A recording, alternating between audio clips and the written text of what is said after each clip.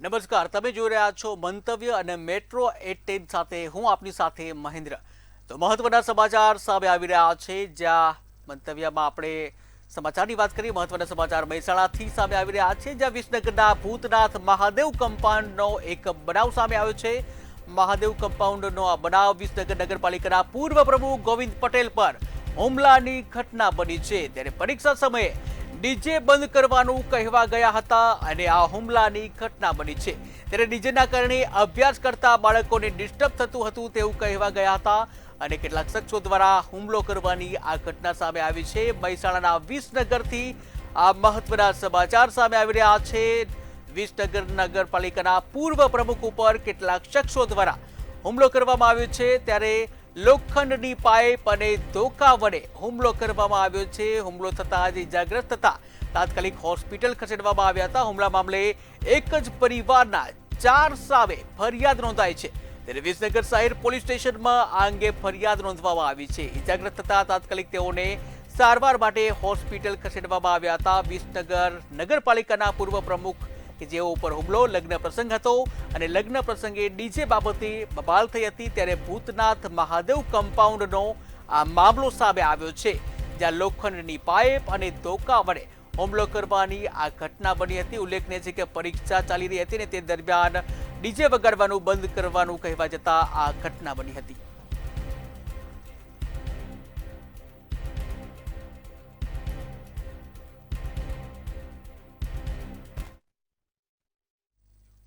તો જૂનાગઢથી મહત્વના સમાચાર સામે આવી રહ્યા છે, જે જૂનાગઢમાં કીર્તિ પટેલ વિવાદ મામલે પોલીસની પ્રતિક્રિયા સામે આવી છે।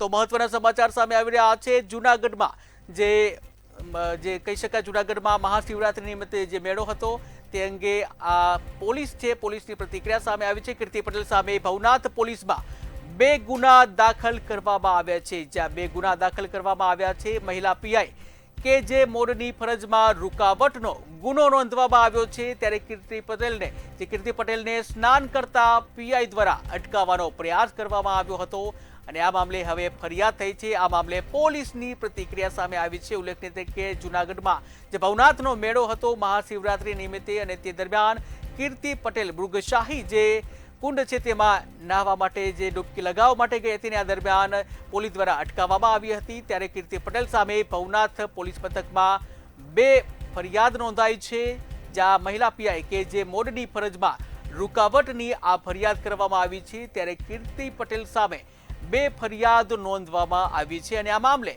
પોલીસનું નિવેદન સામે આવ્યું છે, પોલીસની પ્રતિક્રિયા સામે આવી છે। મહિલા પીઆઈ સાથે ગેરવર્તણૂક કરી હતી અને ફરજમાં રૂકાવટ કરી હતી। ત્યારે આ મામલે જે કહી શકાય પોલીસની જે પ્રતિક્રિયા સામે આવી છે। ઉલ્લેખનીય છે કે છેલ્લા ઘણા સમયથી કીર્તિ પટેલ દ્વારા જે નવા મુદ્દે વિવાદમાં આવતી હોય છે, ત્યારે મહાશિવરાત્રી નિમિત્તે જૂનાગઢના ભવનાથમાં મહાશિવરાત્રી નિમિત્તે જે મેળો હતો 5 દિવસનો મેળો અને જ્યાં છેલ્લા દિવસે મૃગશાહી કુંડમાં જે સ્નાનનું મહત્વ હોય છે, ત્યારે કીર્તિ પટેલ ત્યાં પહોંચતા જે કહી શકાય આ મામલો સામે આવ્યો હતો અને આ અંગે હાલે પોલીસમાં 2 ફરિયાદ નોંધાઈ છે। જે કીર્તિ પટેલ જે મહિલા છે તે સાધુના વેશમાં ત્યાં પ્રવેશે અને મૃગીકુંડમાં સ્નાન કરે છે, જેના કારણે પીઆઈ કે જે મોડ નામના અધિકારી અન્ય કોઈ બનાવ ના બને અને આ વિવાદ છે નહીં તે માટે તેઓને રોકે છે અને તેઓને સાઈડમાં લઈ જતા હોય છે। આ સમય દરમિયાન કીર્તિ પટેલ જે છે તે મહિલા અધિકારી સાથે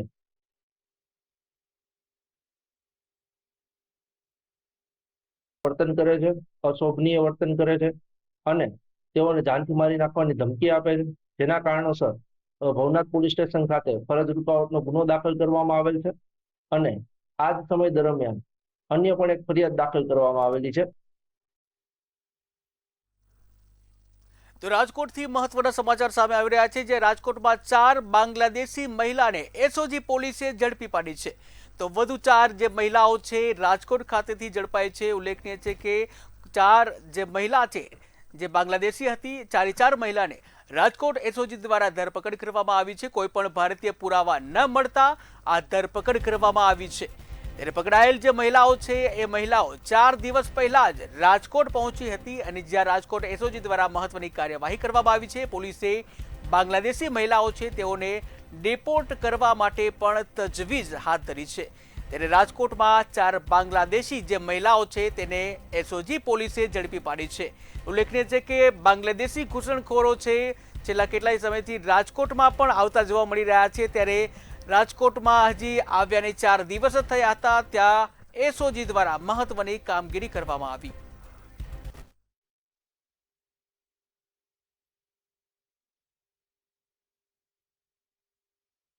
કે રાજકોટ શહેરના આજીડેમ વિસ્તાર તથા કોઠારીયા સોલંડ વિસ્તારમાં અમુક બાંગ્લાદેશી મહિલાઓ 3-4 દિવસથી આવી અને ગેરકાયદેસર વસવાટ કરી રહેલ છે, જેના અનુસંધાને રાજકોટ શહેર એસઓજી ટીમ દ્વારા આ 4 મહિલાઓને રાઉન્ડ અપ કરવામાં આવેલ છે, ડિટેન કરવામાં આવેલ છે અને તેમની સામે કાયદેસરની કાર્યવાહી કરવાની ચાલુ છે।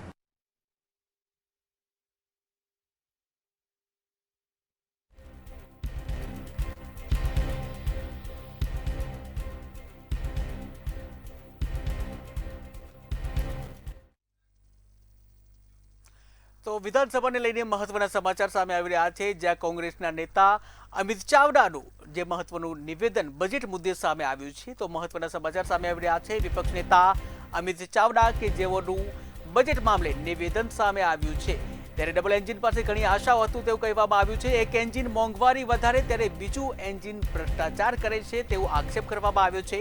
બજેટ 2026નું છે અને સપના જોવાના 2047ને લઈ જાય છે, આવા પણ આક્ષેપો કરવામાં આવે છે। વધુ જણાવવામાં આવ્યું છે કે ખેડૂતો દેવાદાર છે, ખેડૂતના દેવા માફીની આશા હતી પરંતુ બજેટમાં તેવું જોવા ન મળ્યું, ત્યારે આ અંગે મહત્વની પ્રતિક્રિયા સામે આવી છે। વિધાનસભાના વિપક્ષના નેતા અમિત ચાવડાની આ મહત્વની પ્રતિક્રિયા સામે આવી છે, જ્યાં ગુજરાતની બહુમતી વસ્તીઓ માટે બજેટમાં નહિવત વધારો કરવામાં આવ્યો છે તેવું તેઓ દ્વારા જણાવવામાં આવ્યું।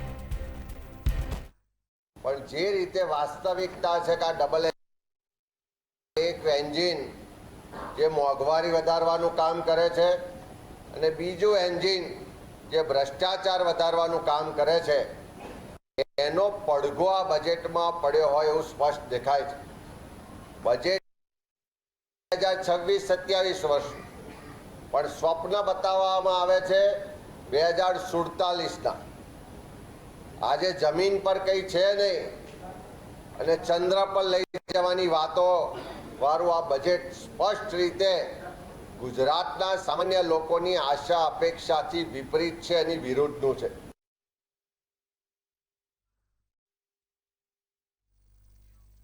ગાંધીનગર ખાતે ગુજરાત વિધાનસભા સત્રના 3જા દિવસે 18મી ફેબ્રુઆરીએ નાણામંત્રી કનુ દેસાઈએ વર્ષ 2026-27નું બજેટ રજૂ કર્યું। ગુજરાતનું 4,08,053 કરોડનું વિક્રમી બજેટ જાહેર કરવામાં આવ્યું, જેમાં વર્ષ 2026ને ગુજરાત પ્રવાસન વર્ષ તરીકે ઉજવવાની જાહેરાત પણ કરવામાં આવી। સાથે જ ગુજરાતની અર્થવ્યવસ્થા સમગ્ર દેશમાં પહેલા નંબરે છે તેવું પણ જણાવવામાં આવ્યું છે। તેમજ નમો કૌશલ્ય લક્ષ્મી યોજના માટે 40 કરોડની જોગવાઈ કરવામાં આવી। અમદાવાદ શહેરને ઓલિમ્પિક રેડી સિટી બનાવવામાં આવશે અને જેના માટે 1278 કરોડની પણ જોગવાઈ કરવામાં આવી છે।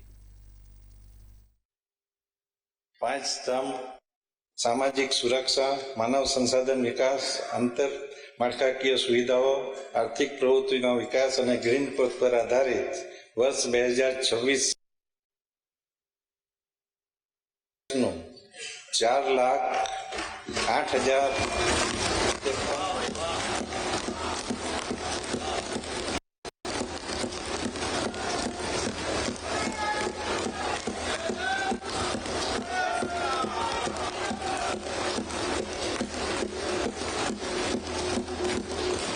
આધારિત વર્ષ 26-27નું 4,08,053 કરોડનું વિક્રમી અંદાજપત્ર આ સન્માનીય ગૃહ સમક્ષ હું રજૂ કરું છું। માન્ય અધ્યક્ષશ્રી, મહિલા પ્રતિનિધિત્વને પ્રોત્સાહિત કરવા રાજ્યમાં આઈટીઆઈમાં અભ્યાસ કરતી તમામ દીકરીઓ માટે નમો કૌશલ્ય લક્ષ્મી યોજના જાહેર કરું છું, જેના માટે ₹40 કરોડની જોગવાઈ છે।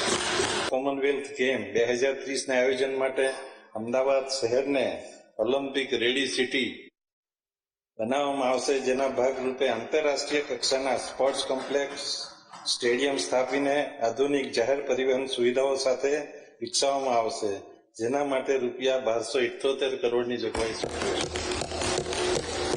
ગુજરાતની અર્થવ્યવસ્થા સમગ્ર દેશમાં પહેલા નંબરે,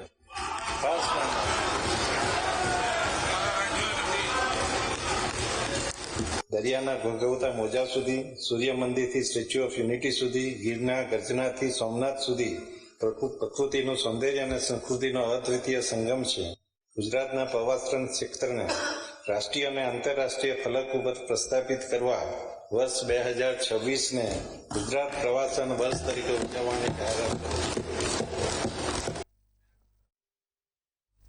ગુજરાતનું ઐતિહાસિક બજેટ રજૂ થયા બાદ મુખ્યમંત્રી ભૂપેન્દ્ર પટેલે ઉદ્યોગ જગતના માંધાતાઓ સાથે સીધો સંવાદ સાધ્યો હતો. હર્ષ સંઘવી અને જગદીશ વિશ્વકર્માની ઉપસ્થિતિમાં યોજાયેલી આ બેઠકમાં ટેક્સટાઇલ, જીઆઈડીસી અને એગ્રો ઇન્ડસ્ટ્રીઝ જેવી મહત્વની જોગવાઈઓ પર વિસ્તૃત ચર્ચા કરવામાં આવી. ઉદ્યોગ સાહસિકોએ બજેટને આવકારતા જણાવ્યું કે આ આયોજનથી રાજ્યના ઔદ્યોગિક વિકાસની નવી ગતિ મળશે અને રોજગારીની તકોમાં મોટો ઉછાળો આવશે.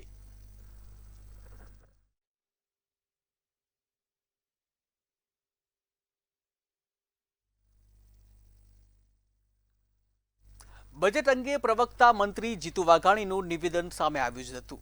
તેઓએ જણાવ્યું હતું કે આ બજેટ રાજ્યના વિકાસની ઊંચાઈને સર કરનારું રહેશે. આ વર્ષે બજેટમાં 4,08,000 કરોડની જોગવાઈ કરવામાં આવી છે અને પરિણામે આ બજેટ આર્થિક અને સામાજિક રીતે મહત્વનું સાબિત થશે. વિકસિત ભારતના માનનીય મોદી સાહેબના સંકલ્પને આગળ વધારવા માટેનું ગુજરાત વિધાનસભાની અંદર માનનીય મુખ્યમંત્રી ભૂપેન્દ્રભાઈ પટેલના નેતૃત્વમાં ચાલતી સરકાર, માનનીય નાયબ મુખ્યમંત્રી હર્ષભાઈ સંઘવીના સહકારથી માનનીય નાણામંત્રી શ્રી કનુભાઈ દેસાઈએ ઐતિહાસિક બજેટ સન્માનની ગુજરાત વિધાનસભાના ગૃહની અંદર આજે રજૂ કર્યું છે.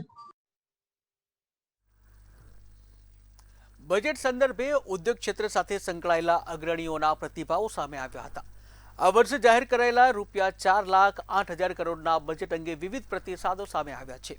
બજેટમાં ઉદ્યોગ માટે આશરે 25% વધારો કરાતા ઉદ્યોગપતિઓમાં ઉત્સાહ જોવા મળ્યો હતો. આ વખતે તો એક સ્ટેપ આગળ વધીને ઇન્ડસ્ટ્રીને બજેટ જ્યારે લાઈવ બજેટ સાંભળવા માટે અમને બોલાવવામાં આવ્યા તો આ એક બહુ સારી શરૂઆત છે. બજેટની વાત કરીએ તો આ વખતે ઉદ્યોગ માટે ઓલમોસ્ટ 25% જેવો વધારો કરી આપવામાં આવ્યો છે. રાજ્યમાં મોર દેન 50% અર્બનાઇઝેશન થઈ ગયું હોય ત્યાં ઇન્ડસ્ટ્રી એવી વસ્તુ છે જે એનું બેઝલાઇન બનાવે છે. માટે આ એક ખૂબ આવકાર્યવાળી વસ્તુ છે. બજેટ પછી માનનીય મંત્રી, માનનીય ઉપમુખ્યમંત્રી અને વેરિયસ મિનિસ્ટર્સ જોડે પણ ઇન્ટરેક્શન કરવાનો મોકો મળ્યો. ઉદ્યોગ છે ને એ કોઈ પણ રાજ્યના વિકાસ માટેની એક મજબૂત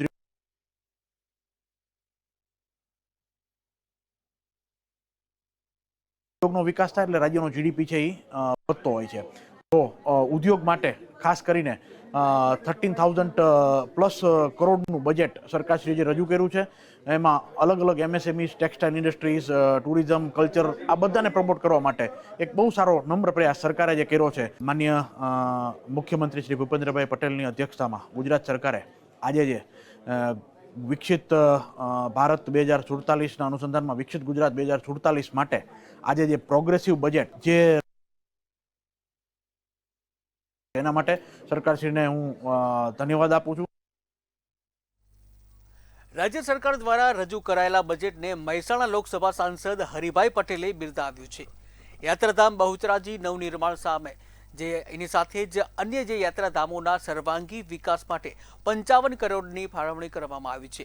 રાજ્ય સરકારનું 4,08,053 કરોડનું ઐતિહાસિક અને બધા જ વર્ગની સુખાકારી માટેનું બજેટ છે. 4 લાખ કરોડનું બજેટ સમાજના તમામ વર્ગોને લાભ કરતું જાહેર કર્યું છે. ગરીબ, વેપારી, મધ્યમ વર્ગ, ઉદ્યોગકારો, તમામ વર્ગો, છેવાડાના વ્યક્તિઓને પણ લાભ કરતું આ બજેટ ધ્યાનમાં રાખીને રજૂ કરવામાં આવ્યું છે. ખરેખર આવકાર્ય છે.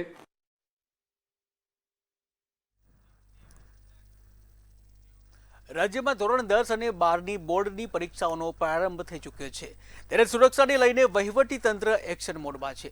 તાજેતરમાં શાળાઓને બોમ્બથી મળેલી ધમકીઓના પગલે વિદ્યાર્થીઓ અને વાલીઓમાં ચિંતાનો માહોલ જોવા મળ્યો હતો. પરંતુ વડોદરા પોલીસ અને શિક્ષણ વિભાગે વાલીઓને નિશ્ચિંત રહેવા અને બાળકોને નિર્ભય બની પરીક્ષા આપવાની અપીલ કરી છે। ત્યારે વડોદરા જિલ્લા શિક્ષણ કચેરી અને શહેર પોલીસ દ્વારા પરીક્ષા કેન્દ્રો પર કડક સુરક્ષાના જે આદેશો કરવામાં આવ્યા છે, જ્યાં ગુજરાત માધ્યમિક અને ઉચ્ચતર માધ્યમિક શિક્ષણ બોર્ડ સાથે સંકલન કરીને તમામ આયોજનો પૂર્ણ કરી લેવામાં આવ્યા છે। દરેક પરીક્ષા કેન્દ્ર પર પોલીસ તૈનાત રહેશે અને સીસીટીવી કેમેરા દ્વારા ઝીણવટભર્યું મોનિટરિંગ પણ કરવામાં આવશે। વિદ્યાર્થીઓને સવારે 8 વાગ્યા સુધીમાં પરીક્ષા કેન્દ્ર પર પહોંચી જવા સૂચના આપવામાં આવી છે। વિવિધ જિલ્લાઓમાં આ રીતે સ્કૂલોને ઈમેલ દ્વારા ધમકીભર્યા ઈમેલ બોમ્બથી ઉડાવી દેવાનો જે મળેલ છે, એમાં કોઈ પણ સંચાલક, આચાર્ય કે વિદ્યાર્થીઓએ અને વાલીઓ સહેજ પણ ગભરાવાની જરૂર નથી। આ એક આપણને શાંતિ ડોળવાનો પ્રયાસ છે। પોલીસ તંત્ર સાથે પણ આપણે ખૂબ સરસ પોલીસ વિભાગ સાથે પણ મીટિંગ થઈ ગઈ છે અને એમાં તમામ પરિસ્થિતિને પડકાર માટે આપણે સક્ષમ છીએ। વાલીઓને અને વિદ્યાર્થીઓને મારું એટલી જ અપીલ છે, એકદમ શાંતિ મને પરીક્ષા આપે।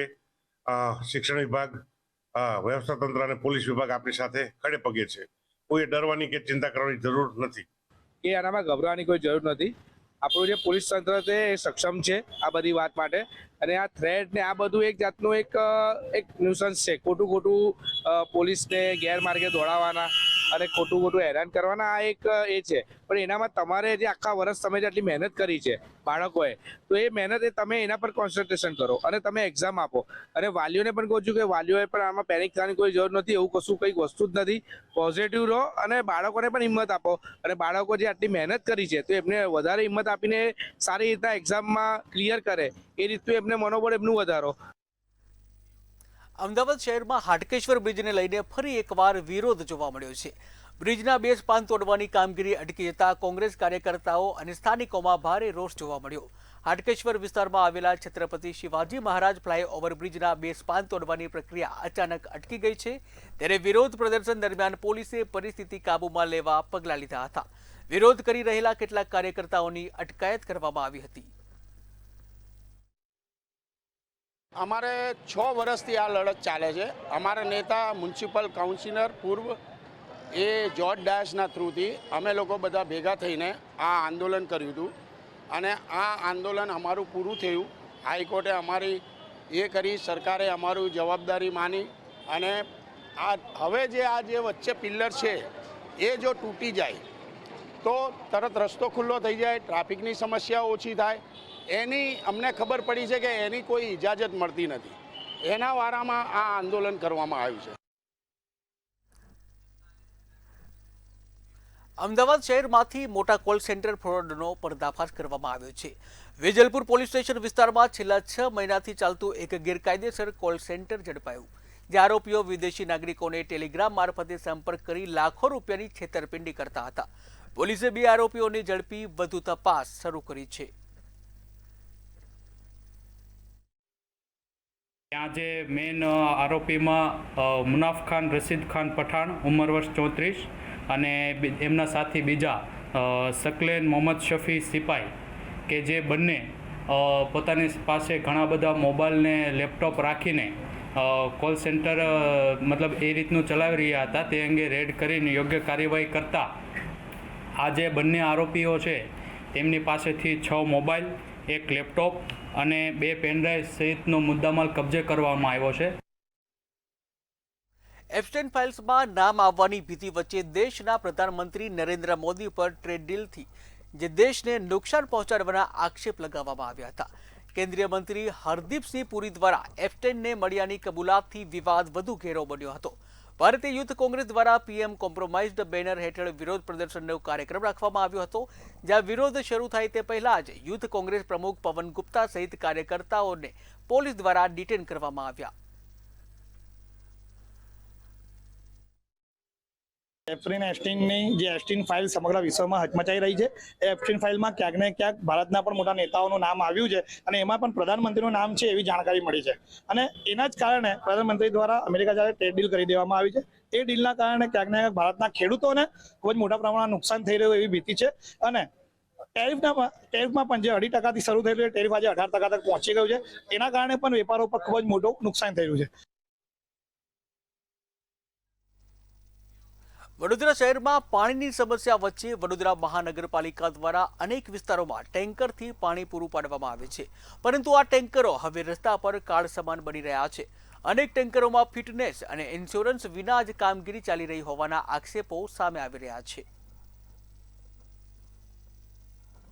જેમાં driving licence, PUC, fitness certificate, RC આમ બાબતો અને અન્ય જે નીતિ નિયમો એટલે મિકેનિકલ શાખા દ્વારા એ તમામનું પાલન કરવા માટે દરેકને સૂચના આપવામાં આવેલ છે. તમે વિચાર કરો કે જ્યારે એક સામાન્ય વ્યક્તિ હેલ્મેટ પહેરેલી હોય તે છતાં પણ ટ્રાફિક પોલીસ વાળા એમને રોકતા હોય છે અને એમનું લાયસન્સ ને બધું ચેકિંગ કરતા હોય છે, આરસી બુક ચેક કરતા હોય છે.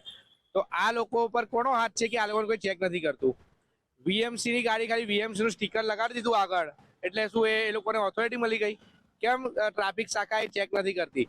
આજે તમે જુઓ, એમની પાસે લાયસન્સ બી નથી કે કોઈ જાતે એમની પાસે ફિટનેસ સર્ટિફિકેટ નથી. કાલ ઉઠીને બ્રેક ફેલ થઈ ગઈ, કઈ ઠોકાઈ ગઈ ગાડી અને કોઈ માસૂમનો જીવ ગયો તો કોણ એનામાં જવાબ આપશે? કોર્પોરેશન આનામાં જવાબ આપશે કે ટ્રાફિક વાળા જવાબ આપશે? તારી ગયા છે એનું ફિટનેસ સર્ટિફિકેટ છે?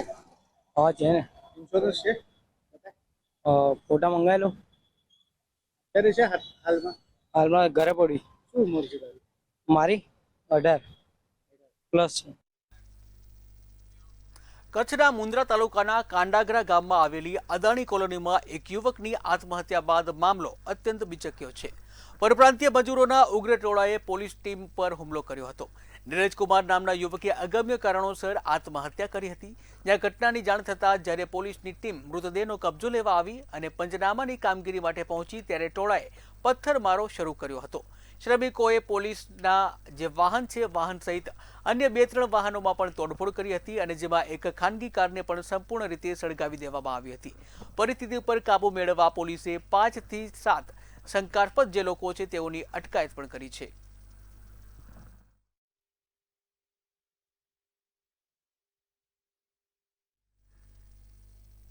સુરતમાં લાલગેટ રામપુરામાં રહેતા પરિણીત યુવકે જે હિન્દુ NRI મહિલાને પ્રેમજાળમાં ફસાવી હતી. આરોપી દ્વારા મહિલાને સાઉદી અરેબિયા લઈ જઈ ધર્મ પરિવર્તન કરાવ્યું હતું તેમજ મહિલાને બ્લેકમેલ કરી 60 લાખની રોકડ પડાવી હતી. સમગ્ર મામલે મહિલાના ભાઈએ લાલગેટ પોલીસ સ્ટેશનમાં ફરિયાદ નોંધાવી હતી અને પરિણામે લાલગેટ પોલીસે ગંભીર કલમો હેઠળ ગુનો દાખલ કરી ધરપકડ કરી આગળની કાર્યવાહી હાથ ધરી.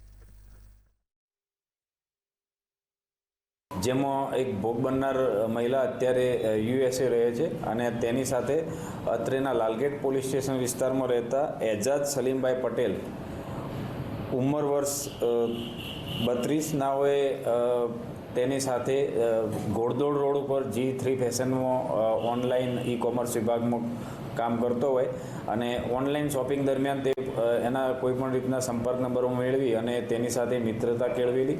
ત્યારબાદ તેઓ હૈદરાબાદ મુકામે મુલાકાત થયેલી અને એના પછી સાઉદી અરેબિયા ખાતે બંને જણા એકબીજાને મળેલા.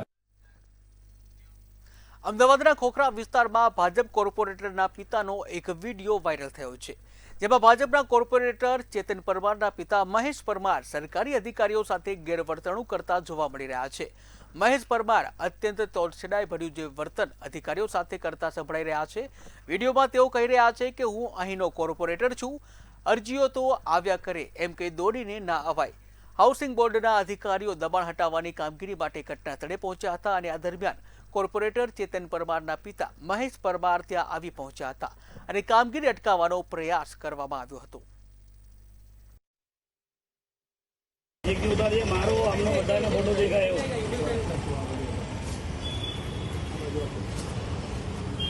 અનીશભાઈ, હું આ વિસ્તારનો કોર્પોરેટર છું. અનીશભાઈ, હું આ વિસ્તારનો કોર્પોરેટર છું. અનીશભાઈ, હું આ વિસ્તારનો કોર્પોરેટર છું.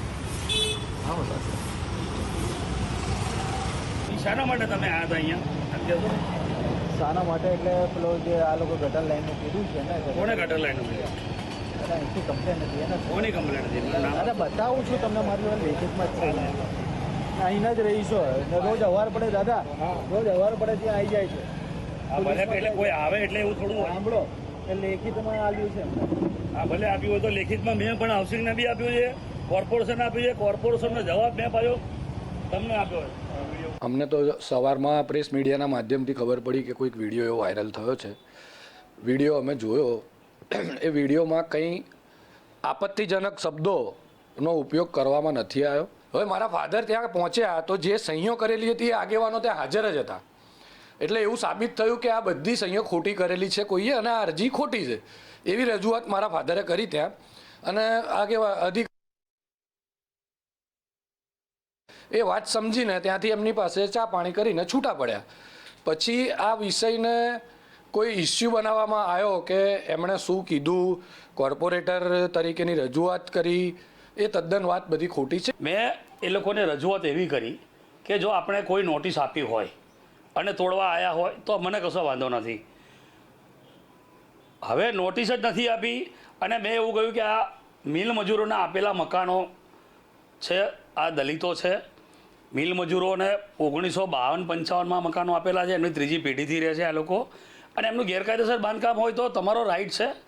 આ જ વાત હતી, બીજી કોઈ વાત હતી નહીં. તો મેટ્રો 10માં હાલ બસ આટલું જ. વધુ સમાચાર અને અપડેટ માટે જોતા રહો મંતવ્ય ન્યૂઝ. નમસ્કાર.